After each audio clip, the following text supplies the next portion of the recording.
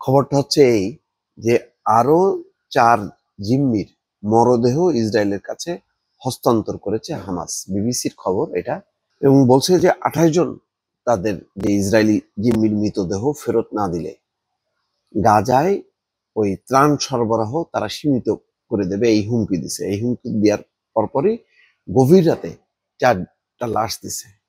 আমি জানি না এখন লাশগুলি কি খুঁজে পাইতে সময় লাগছে কিনা।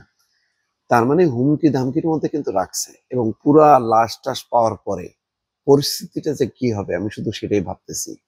যে ইসরায়েল তো ছাড় দেবে না, ছাড় দেওয়ার কথাও না। আর যে শান্তি চুক্তি হয়েছে মিশরে, এটা অনেকটা আইওয়াস, এটা বড় কিছু না। এখনো গাজার ৫৮% জায়গা নিয়ন্ত্রণ করতেছে হচ্ছে ইসরায়েলিরা। তাহলে সরবে তারা?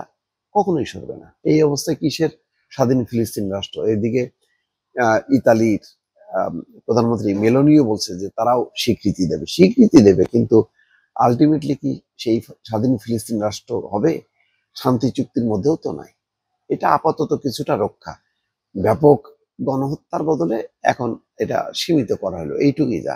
আর ট্রাম্প যতক্ষণ চাপাচাপির মধ্যে রাখবে ততক্ষণ পর্যন্ত। এখন ট্রাম্প কতক্ষণ ঠিক থাকবে এটা তো কিছুই বলা যাচ্ছে না।